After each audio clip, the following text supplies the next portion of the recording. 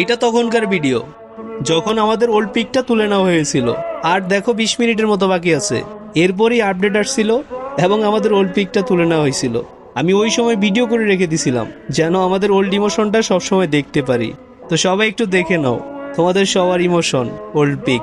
আর comment বক্সে অবশ্যই বলে যাবা তোমরা কি ওল্ড পিকটাকে মিস করো।